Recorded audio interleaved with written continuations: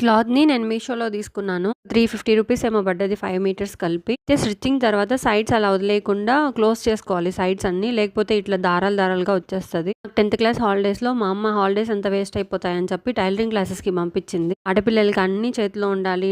అంటే డ్రైవింగ్, ఇట్లా స్టిచ్చింగ్, ఇంట్లో పనులు అన్నీ ఉండాలని చెప్పి మా అమ్మ బలంగా స్ట్రాంగ్‌గా ఉంటుంది. దాంట్లో నాకు కొన్ని నేర్పించిందనమాట. నా నాలెడ్జ్‌కి మనకెంత ఎక్కుతదో అంతే కదా ఎక్కుతది. నా స్టిచ్చింగ్ క్లాసెస్ నేను ఒక 20 డేస్ ఏమో ఎళ్ళుంటాను. జస్ట్ నాకు స్టిచ్చింగ్ కటింగ్ చేస్తే కుట్టడం మాత్రం వచ్చింది. కటింగ్ అంత పర్ఫెక్ట్‌గా రాదు. ఇప్పటికి కన్‌ఫ్యూజ్ అయిపోతాను. హ్యాండ్స్ అట్లా దగ్గరంతా. అయితే 10థ్ క్లాస్ తర్వాత నేను సైడ్ స్టిచెస్ అలాంటివే వేశాను. ఇట్లా పెద్ద పెద్ద డ్రెసెస్ అలాంటివేం కుట్టింది లేదు. ఈ మధ్య మళ్ళీ బ్లౌజెస్ ఇట్లా డ్రెసెస్ అన్నీ ట్రై చేస్తున్నాను. బొటిక్ స్టైల్‌లో స్టిచ్చింగ్ చేద్దామని చెప్పి స్లోగా కుట్టుకుంటూ వచ్చాను. ఈసారి యూట్యూబ్‌లో కటింగ్, స్టిచ్చింగ్ అంతా చూసి నేర్చుకున్నాను. పిల్లల్ని స్కూల్‌కి వదలడానికి వెళ్తాను. ఇంకా బయట తిరుగుతుంటాం కదా! నైటీకి బదులు ఇది చాలా కంఫర్ట్‌గా, క్లాసీగా ఉంటది. హ్యాండ్స్‌కి కొంచెం పఫ్ పెట్టాను. లుక్ సూపర్‌గా ఉంది. నచ్చితే